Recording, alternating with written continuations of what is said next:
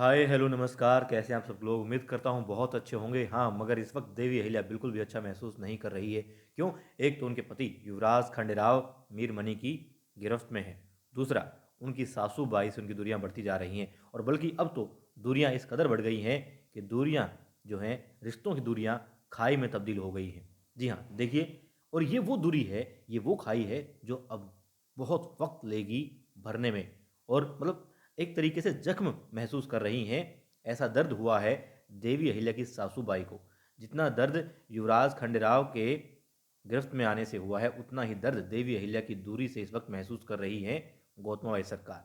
देखिए, युवराज खंडेराव मीरमणि खान की गिरफ्त में है, ये बात मल्हार राव सूबेदार जी को आकर के एक सरदार बताते हैं, और ये बात सुन लेती है गौतमाबाई साहेब। अब गौतमाबाई साहेब बहुत रोती हैं।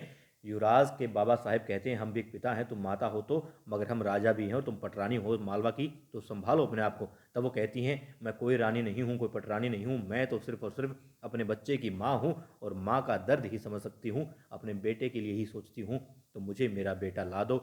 वो रोती हैं, बिलखती हैं। और अब सूबेदार जी उनको विश्वास दिलाते हैं, दिलासा देते हैं कि हम यानी कि मल्हार राव सूबेदार जी अपने बेटे युवराज खंडेराव को कुछ भी नहीं होने देंगे, सही सलामत उसको वापस लेकर के आएंगे। वो कहते हैं, तुम्हें मुझ पर विश्वास तो है ना। और बस इसी विश्वास के सहारे हरकुबाई के साथ में चली जाती हैं। हरकुबाई उनको संभाल रही होती है। देवी अहिल्या भी पत्नी होने के नाते युवराज की गिरफ्त में आने के बाद से दुखी हैं, बेचैन हैं, और बल्कि पहले से दुखी थी, बेचैन थी वो, मगर अब दर्द जो है और बढ़ गया है। मगर साथ में सूबेदार जी ने क्या कहा कि फ़र्ज निभाना है, मालवा की औरतों को जो वादा किया है तुम्हें वो निभाना है, जो उन्हें सपना दिखाया है वो सच करना है, और आज पहला दिन है उसका, तो तुम उसे खो नहीं सकती, उसे नज़रअंदाज नहीं कर सकती। तो फ़र्ज निभाओ, रिश्तों को छोड़ो, भावनाओं को पीछे करो, फ़र्ज की तरफ बढ़ो। अब देवी अहिल्या जाना चाहती हैं सासूबाई के पास में, मगर नहीं। और इसी चीज़ का फ़ायदा उठाएंगी कौन? द्वारकाबाई साहिब। उन्होंने सारी बातें सुन ली है मल्हार राव सूबेदार जी और देवी अहिल्या की। अब देवी अहिल्या क्योंकि सासूबाई के पास गई नहीं, मगर पहुंच जाएगी द्वारकाबाई साहिब, जो कि बहलाने और मतलब उनको शांत करने की बजाय आग में घी डालने का काम करेगी। और युवराज खंडेराव गिरफ्त में है, ये दर्द तो उनको है ही, गोतबाई सरकार को। साथ में कि युवराज की पत्नी को इस बात का कोई फर्क नहीं पड़ता कि युवराज किसी दुश्मन की गिरफ्त में आ गए हैं। ये बात बताएंगी, उनके दिमाग में बड़े अच्छे से बिठा देंगी। पहले से बिठा चुकी हैं, गद्दी चाहती है देवी अहिल्या तो, मगर अब कि हाँ युवराज गिरफ्त में है, कोई फर्क नहीं पड़ता, जरा सा भी उसे असर नहीं पड़ा देवी अहिल्या पर, वो कहेंगी। और वो तो अपने काम पर चली गई है, क्योंकि मालवा की जनता के दिल में उसको उतरना है। और लोग ये कहेंगे, देखो पति तो कितनी मुश्किल में था, मगर फिर भी हमारे लिए आई।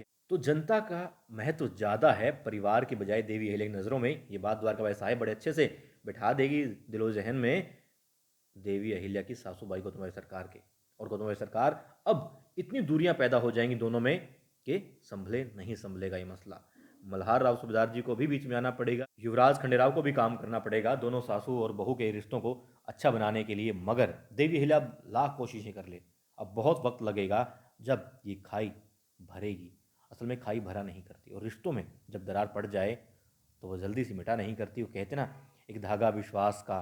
तो इस विश्वास के धागे में अब गौतम सरकार को लग रहा है कि ये धागा टूट चुका है, और देवी अहिल्या जितनी भी कोशिशें कर रही है उससे सिर्फ गांठ ही लग पा रही है, धागा ज्यों का त्यों नहीं बन पा रहा है।